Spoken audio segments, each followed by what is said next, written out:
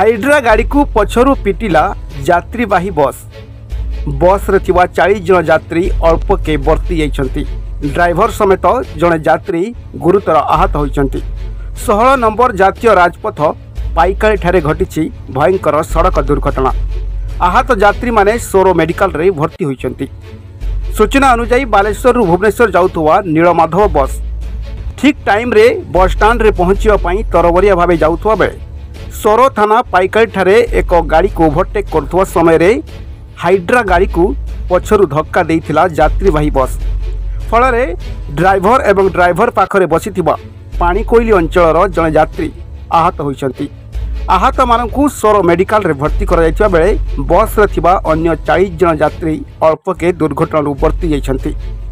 बर्ती जाइथिबा यात्री को अन्य बस रे गंतव्य स्थल को पठाई दिया जायछि।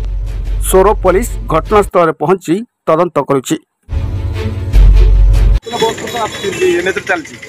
हाइड्राटा भी हमको देखिनु हाइड्राटा आगे चलता कि कौन तो मझी सीट बसती गोटे साउंड है साउंड है आम देखिए देखला खोली देखा घटना चापी अच्छा केते यात्री थिले 40 रु 45 जन थे। केते आहत होइछन? 2 जन। किए ड्राइवर और ड्राइवर साइड 2 जन।